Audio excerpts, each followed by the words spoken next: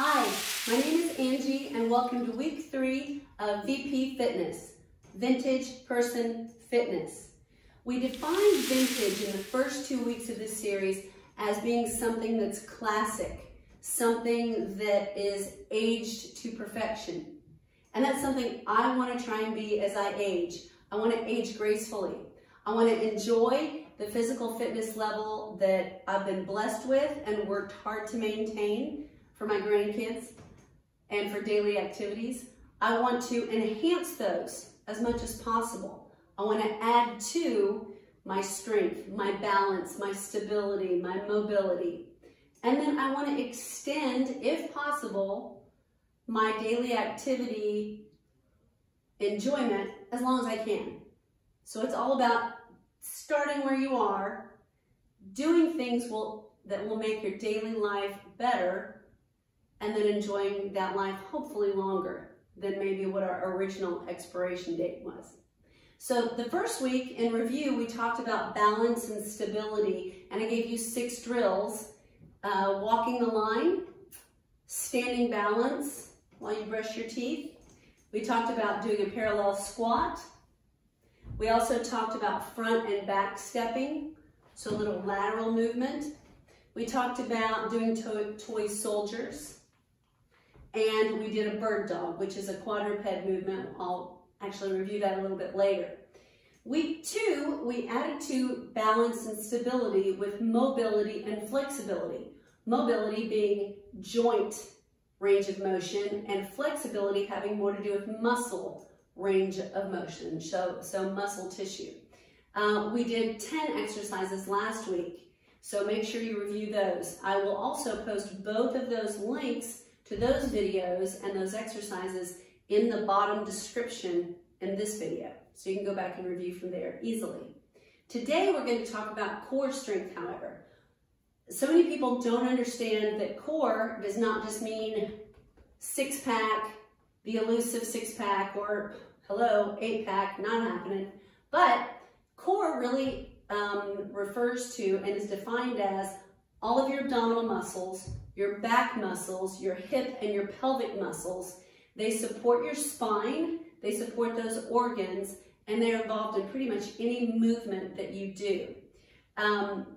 The more you can strengthen your core, the more flexibility and mobility you will have in everyday activities.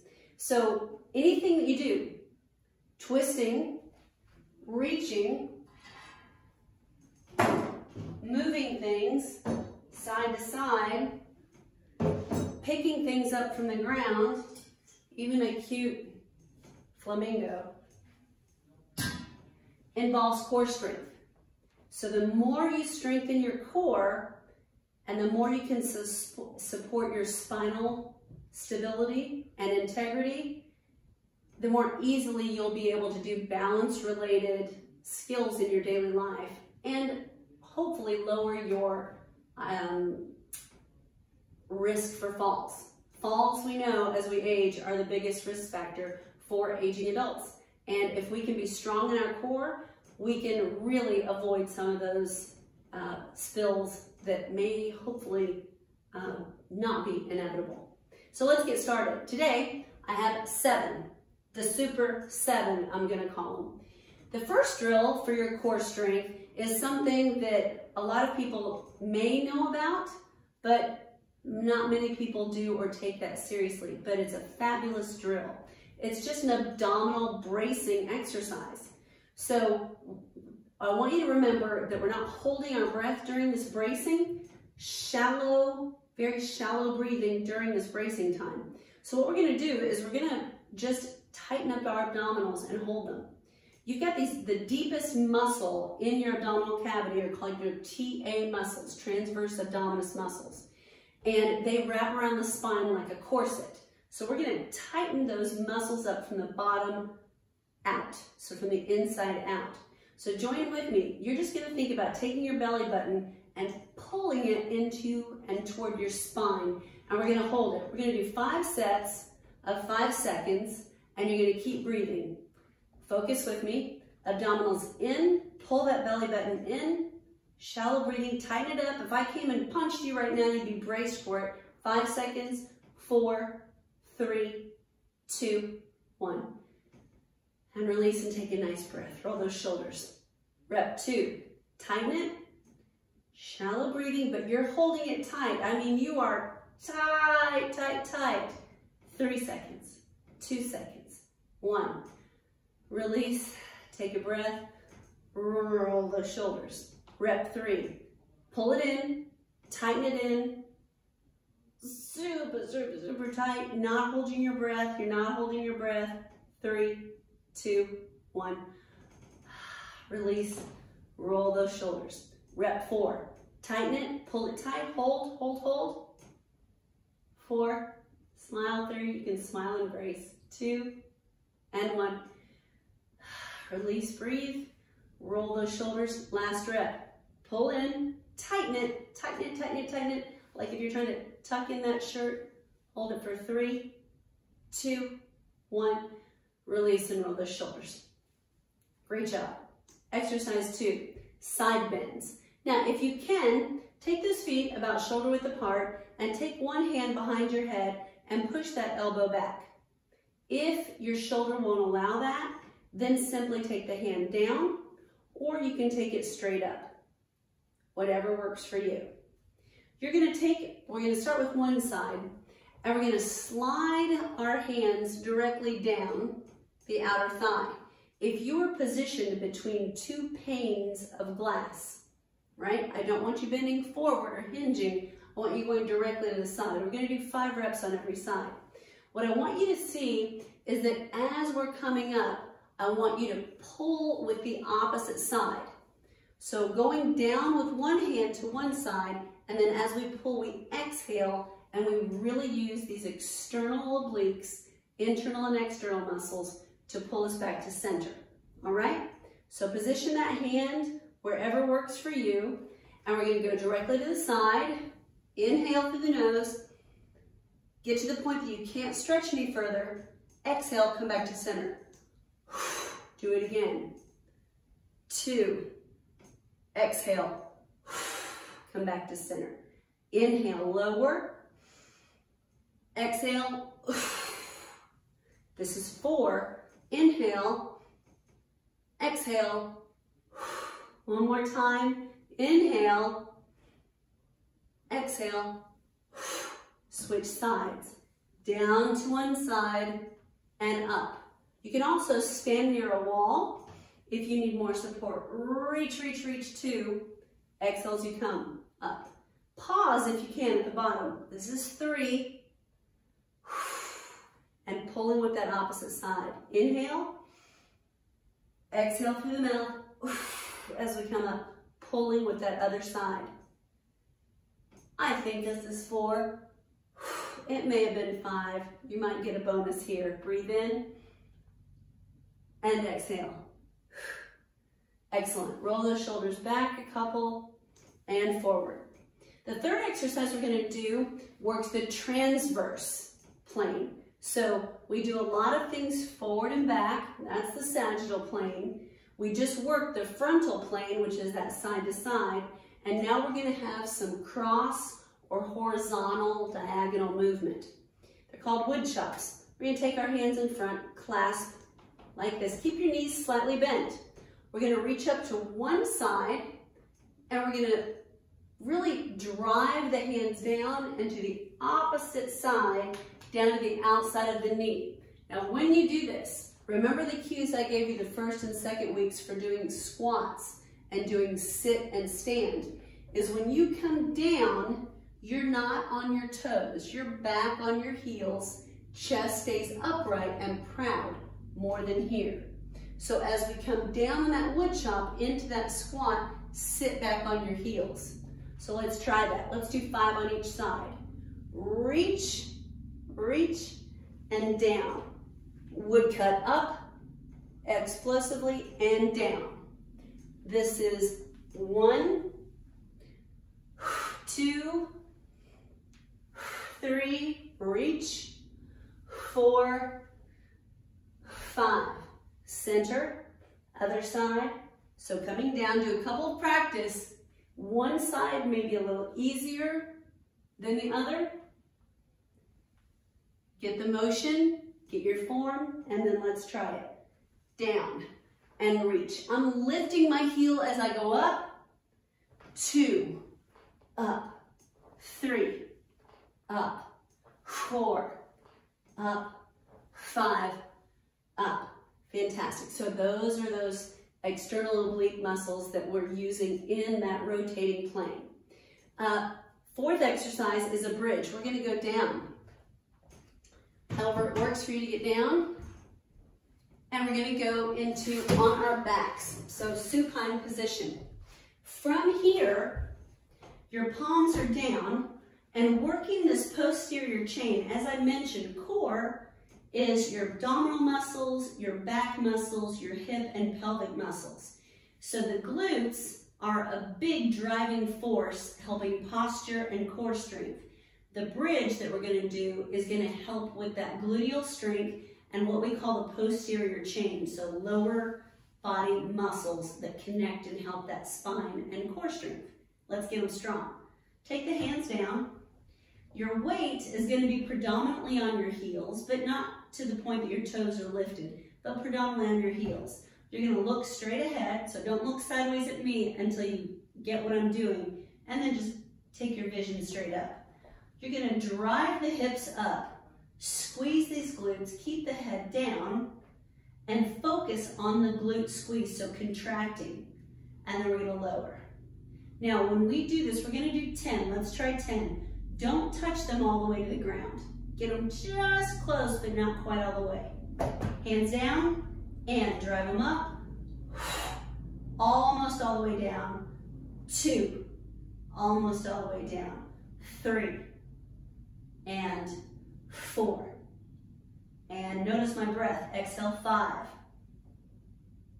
6, 7,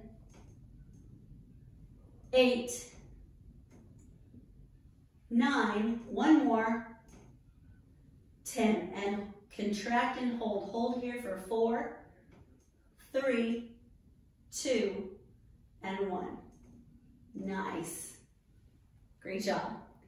Fifth exercise, we're going to stay down here and flip it over. Now we're going to go into what's called a prone position, or better known as on your belly. We're going to do a Superman. You can do this in a vast number of ways, and I will show some modifications. Superman is meant to strengthen those back muscles. So we've done a lot with front, we've done some side muscles, those obliques, and now we're talking about the back muscles, as well as glute. So from here, a Superman, head down. Let's take our toes and either put our shoelaces flat or curl our toes under for more support, whatever feels good for you. We're going to simply lift our arms, and as we lift the arms, we lift the chest, we tighten the glutes, and then we lower. Lift up, don't hold your breath, but do focus on really tightening up the back. If you had a piece of paper I put in the middle of your back, along your spine, you're trying to pinch that piece of paper as you look down. Another option is to add legs to this. So as you lift up the chest, you can squeeze the glutes, contract those glutes, and allow the legs to come up. And hold it for 3 or 4 seconds. If that doesn't feel good, don't do it. Another option is to lift one arm and the opposite leg, and then extend a little more based on the tightness of that contraction and what feels okay to you. And then we would want to alternate that and lift. So your options, join with me. Let's try just the upper, just the arms, and lift and hold for 3, 2, pinch that paper, and 1, and lower.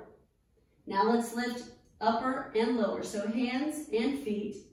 Contract those glutes and lift, and hold for 4, 3, 2, lower. Let's pick one arm, opposite leg, lift and contract and hold for 4, 3, 2, one lower opposite arm that we had up, and its leg lift and hold for 4, 3, 2, and 1. That should feel great. Let's go to all fours, and I want you to lift your rib cage up and flatten it. Come to a seated position. The next exercise, which is number 6, is called dead bug. It just looks like a dead bug. Didn't name it personally. Again, a great core exercise, as well as something that will help with your mind, just your brain function. Sometimes every time when we do exercises, there's a neuromuscular connection that happens. Our brain says, oh, she's telling me to do this. Your body tries to obey that order, if you will, or suggestion, but it may feel awkward. After practicing 1 or 2 times, that synapse occurs, and then it's a natural movement. That's why practice makes perfect. So in this, as I give direction and give you options, it may feel really awkward initially, but with practice, it will be like nothing. Come on down. So dead bug. Let's get the knees directly over our hips.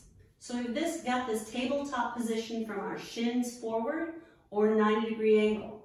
The arms come up right above our shoulders. So we're going to start here. The first thing to try is to focus on this low back position. Now, I want there to be very little, if any, space between my back and the floor. So I'm going to push my back and mash my stomach down into the floor or mat.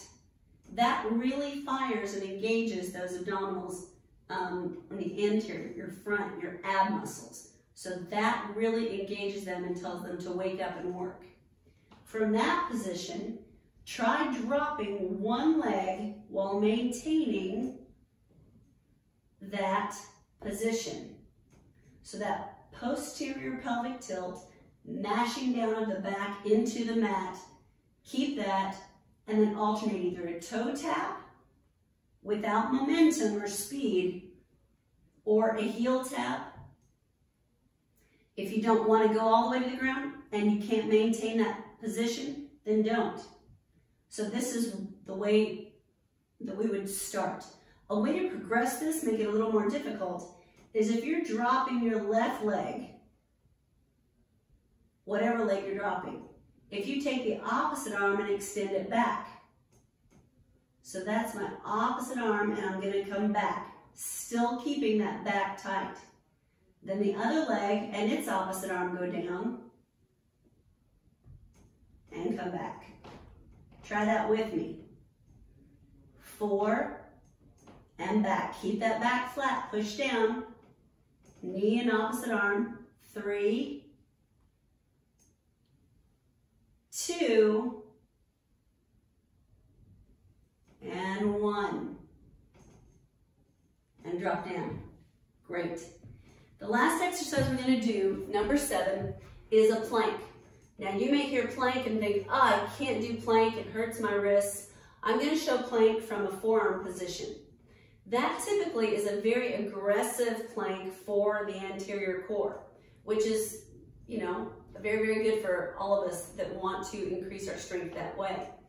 If you choose to do a hand plank, that's an awesome, wonderful plank to do as well. But I'm saying if your shoulders are a little compromised, always drop down to a forearm plank as an option.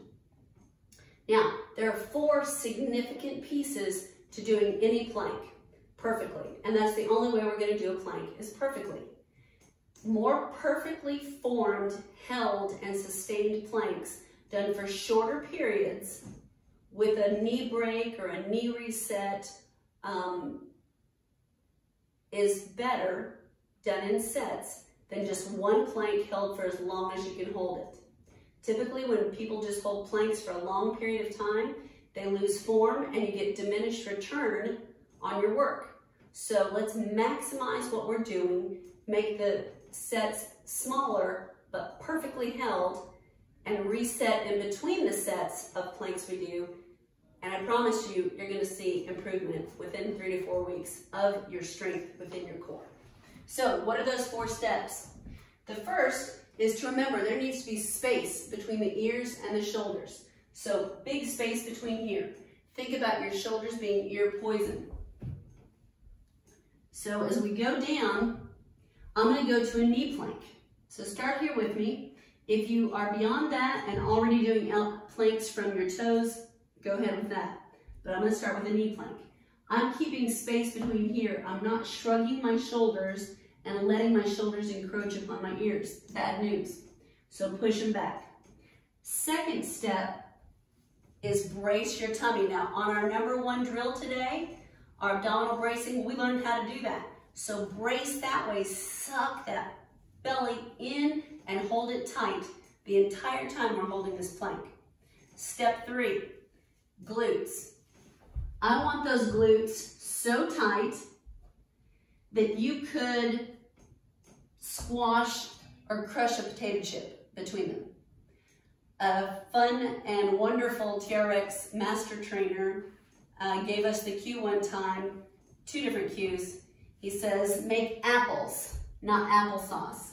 He also said, envision a quarter being placed there. Make George Washington tap out. Make him suffocate. So that's what we're going for, super tight glutes. That's cue 3. The final cue is one that doesn't get done a lot, and I'll show you how you do it from the knees. Once we're in our plank position, we're going to push the knees out, away from each other, as if there's a piece of paper, a long piece of paper underneath the knees with a perforated line down the middle. You're trying to rip that paper along that dotted line. Rip it. What does that do? It causes those hip muscles, those outer thigh and hip muscles to engage, making every bit of your core totally into the plank, right? So from a knee position, we're pushing out with our knees. From a toe position, we're ripping that paper laterally as we push our feet to the outside of those shoes. All 4 of those cues we're going to use. Let's go for 10 seconds. Then what I'm going to do to reset is I'm going to drop my knees, count 1, 2, and then pop back up in that position. We're going to go through, let's do 4 sets of 10 seconds. I think we can do this. If your low back starts to bother you, drop before I do. But we're going to go for 4 sets, 10 seconds each. From the elbows, get the space, brace that tummy, squeeze those glutes, and push those knees or feet out. Let's go. 10, 9, 8, 7, 6, 5, 4, 3, 2, 1. Reset. 1, 2, back up. I'll show this positioning. 10, 9, keep the shoulders down. 8, 7, 6, 5, push those feet out. 4, 3, 2, 1, drop to the knees, count 1, 2, 3rd set, I'll go back to the knees, push them out, 1, 2, shoulders down, 3, 4, belly's tight, 5, crunch those chips, 6, 7, 8, 9, 10, and down, count 1, 2, 4th set, back up, whichever you've chosen. Cue 1, shoulders away from the ears, belly tight, glutes tight, feet pushing out, 9, 8, 7, 6, 5, 4, 3, 2, and 1. Drop to those knees. Hands flat, let's lift the rib cage and flatten. Lift the rib cage and flatten. Come up to standing. However that works for you. So we've got 7 core drills that I want you to practice. I'll see you for our final week, week 4 of VP Fitness. Until then, stay vintage, stay awesome, and rock on.